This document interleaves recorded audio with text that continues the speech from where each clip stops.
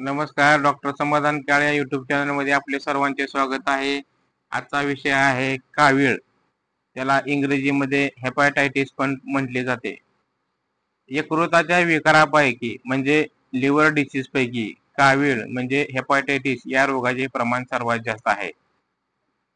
बाईल हा पाचक रस वाहून नेणाऱ्या नलिकेमध्ये अडथळा आल्यामुळे किंवा बाईल पाचक रस निर्माण करणाऱ्या यकृतामधील पेशीचे कार्य थांबल्यामुळे कावीळ होते. काविळीचे अनेक प्रकार आहेत, परंतु सर्वात त्वचा आणि डोळे पिवळे दिसतात.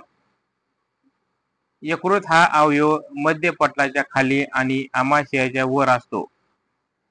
यकृत म्हणजे एक मोठी रासायनिक प्रयोगशाळाच आहे, जे गरज नसलेल्या हार्मोनचा नाश करते.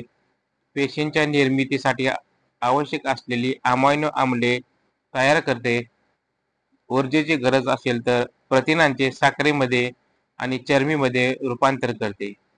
लेसिथिन, कोलेस्ट्रॉल, बाईल पाचक रस रक्तामधील अल्ब्युमिन तयार करते. ते नाश झालेल्या पेशींचा कचरा साफ करण्याचे पण आवश्यक असते. बाईल हा महत्वाचा पाचक रस आहे. पौष्टिक घटक मिळवण्यासाठी तो आवश्यक असतो. अन्नाच्या पचनासाठी हा पाचक रस आवश्यक असतो. तो अन्न सडू देत नाही.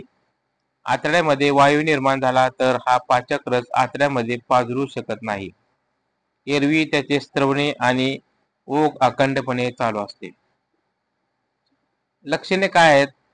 कावीळमध्ये अतिशय थकवा येतो, डोके दुखते, ताप येतो, भूक लागत नाही, अशक्तपणा येतो, तीव्र बद्धकोष्ठता, मळमळ असते, डोळे, जीभ, त्वचा आणि मूत्र पिवळ्या रंगाचे बनतात.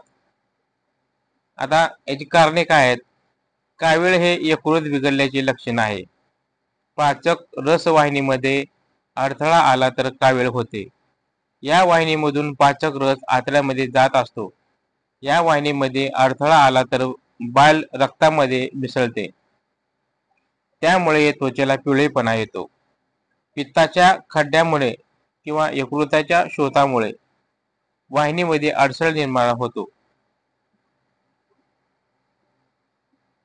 यकृत शोथ विषाणूच्या संसर्गामुळे होतो. हा संसर्ग रोग असल्यामुळे अन्नपदार्थ आणि पाणी याद्वारे इतर माणसामध्ये पसरतो.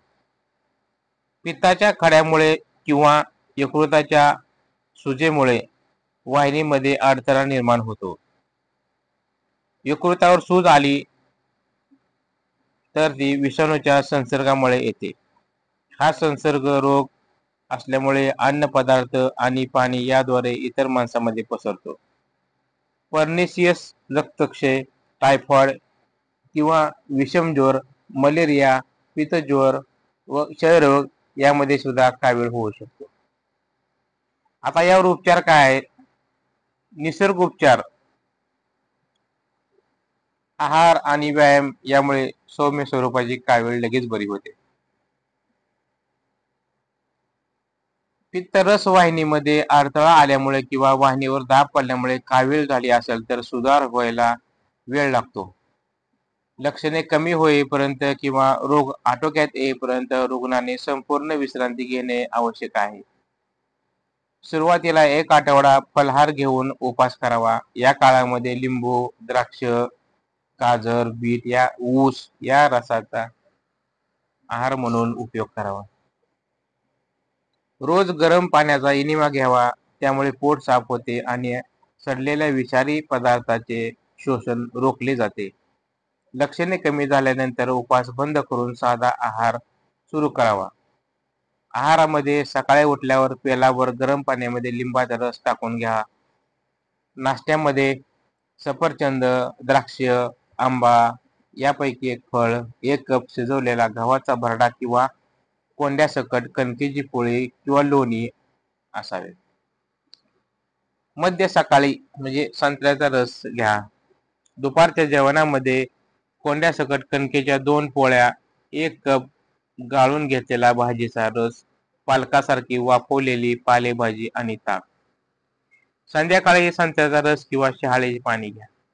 रात्रीच्या जेवणामध्ये कोंड्यासकट कणकेच्या 2 पोळ्या, तूप किंवा लोणी, भाजलेला बटाटा, वाफवलेल्या भाज्या, उदाहरणार्थ पालक, कोथिंबीर, मध घालून दूध, तूप, लोणी, साय, तेल 2 आठवडे तरी खाऊ नये.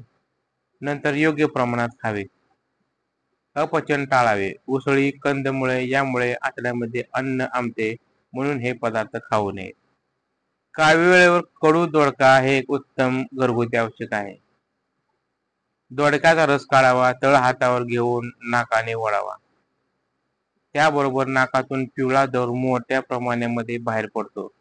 विषारी पदार्थ बाहेर पडल्याने रुग्णाला लगेच बरे वाटू लागते.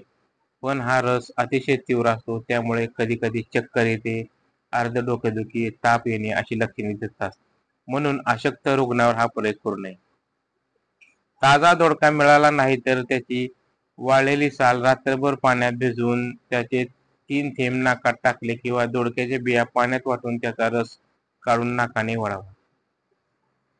मुळ्याची लाल पाने हे सुद्धा एक चांगले गुणकारी औषध आहे. पानांचा रस वाटून गाळून घ्यावा. 1 पाऊंड रोज घ्यावा. त्यामुळे लगेच फरक पडतो. भूक लागते, मल विसर्जन साफ होते व काविळीचा उतारा पडतो. काही रुग्णांना 8 ते 10 दिवस पूर्णपणे बरे वाटते. आता जलचिकित्सा काय आहेत? लिंबाचा रस टाकून भरपूर पाणी पिल्याने यकृताच्या पेशीचे संरक्षण होते. पोटावर आदलून बदलून उष्ण आणि थंड पाण्याच्या पट्ट्या ठेवाव्यात. गरम पाण्याच्या घडीचे तापमान 120 फॅरनहाइट डिग्री असावे. ही घडी 1 मिनिट ठेवावी. असे 1 तास किंवा 10 आवर्तने करावी. दर 5 तासांनी पुन्हा करावे. 104 डिग्री फॅरनहाइट तापमानाच्या पाण्यात 10 मिनिटे बसावे. त्यामुळे अंगाची खाज कमी होते. रक्तामध्ये मिसळलेले बाइल त्वचेमधून आणि मूत्रपिंडातून बाहेर पडायला याने मदत होते. थंड पाण्याच्या टॉवेलने दिवसातून 2 वेळा शरीर खसाखसा चोळून काढावे. व्यायाम, योगासने, प्राणायाम करावा. वरीलप्रमाणे उपचार केल्याने कावीळ बरी होऊन लवकर यकृताचे कार्य सुधारते. संतुलित आहार, व्यायाम, मोकळे हवा, सूर्यस्नान या गोष्टी नियमित पाळल्या तर पुन्हा कावीळ होत नाही. तर आपल्याला ही माहिती कशी वाटली? लाईक करा, शेअर करा, सबस्क्राईब करा. धन्यवाद.